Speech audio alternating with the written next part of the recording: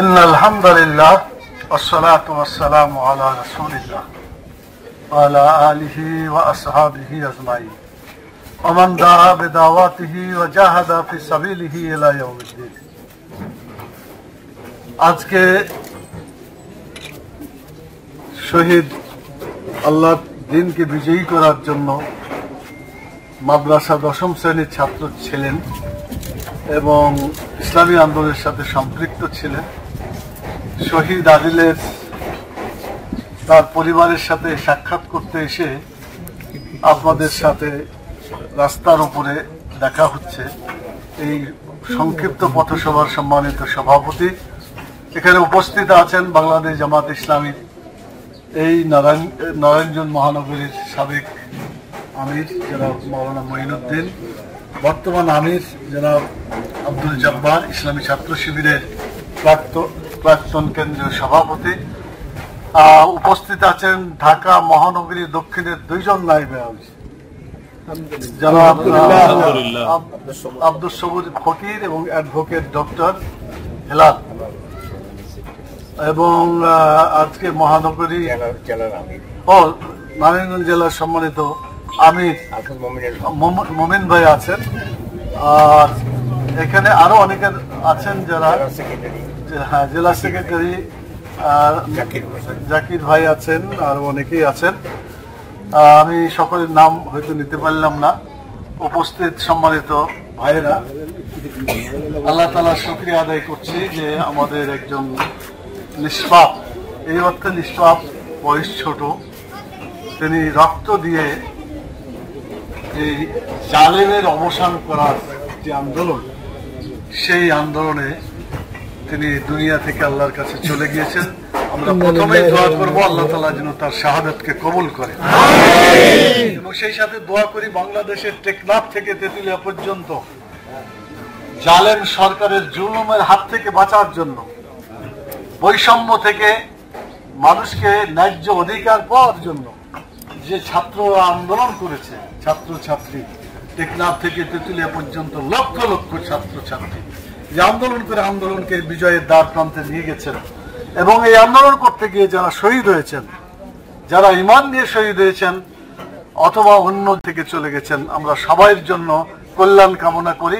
বিশেষ করে ঈমানদার যে সমস্ত ভাই বোনেরা দুনিয়া থেকে গিয়েছেন, আল্লাহ তাআলা যেন তাদেরকে শহীদের মর্যাদা দান করেন।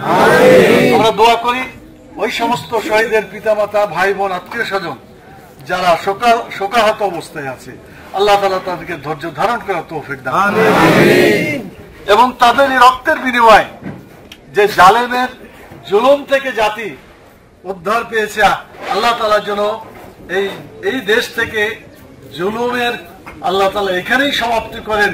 ভবিষ্যতে কোন জালেম যাতে আর আমাদের উপরে জুলুম করতে না পারে, আল্লাহ তাআলা সেই ব্যবস্থা যেন করে দেন। তো ভাইয়েরা, আমি কথা লম্বা করবো না, খুব সংক্ষেপ বলতে চাই, এই বিজয়ের পরে অনেকে সুযোগ সন্ধানী আছে যারা দেশটাকে অস্থির করার জন্য সুযোগে বিভিন্ন জায়গায় ডাকাতি করছে, সন্ত্রাসী কার্যক্রম করছে,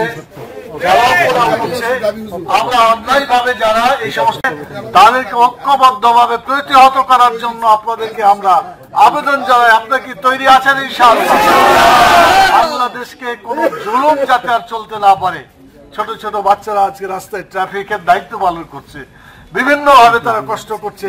আমরা আশা করি আগামী দিনে বাংলাদেশ এখানে শান্তি শৃঙ্খলার একটা বাংলাদেশ হবে। বিশেষ করে ইসলামী আন্দোলন যারা করছেন, যারা চান দেশে কোরআনের আইন চালু হোক, আমরা বিশ্বাস করি মানুষের আইন চালু থাকলে শান্তি কিছুতেই প্রতিষ্ঠা হইতে পারে না। আমরা অতীতে দেখেছি, বিগত ইতিহাসে যেখানে কোরআনের আইন ছিল সেখানে শান্তি ছিল, কোরআনের আইন নাই সেখানে অশান্তি। বাংলাদেশে ইতিপূর্বে যে সমস্ত সরকার চলে গেছে, ইসলাম কায়েম না করার কারণে, না থাকার কারণে প্রত্যেকটা মানুষ তাদের অধিকার বঞ্চিত হয়েছে, তারা জুলুমের শিকার হয়েছে। হাজার হাজার লক্ষ লক্ষ মানুষকে জেলখানায় পুরা হয়েছে, তাদের উপরে অত্যাচার নির্যাতন চালানো হয়েছে। আমরা সেই সমস্ত অসহায় মজলুম মানুষের আল্লাহ তাআলা যেন তাদের যে ক্ষতি হয়েছে আল্লাহ তাআলা তাদের সেই ক্ষতি পুষিয়ে দেওয়ার তৌফিক দান করুন। আল্লাহ তাআলা তাদেরকে ধৈর্য ধারণ করার তৌফিক দান করুন। শোকাহত জনশক্তিকে আল্লাহ তাআলা এই শোককে শক্তিতে পরিণত করে জালেমের বিরুদ্ধে আন্দোলন চলছে এবং চলবে ইনশাআল্লাহ। যতদিন পর্যন্ত বাংলাদেশের জুলুম উৎখাত না হবে ততদিন আন্দোলন চলবে ইনশাআল্লাহ।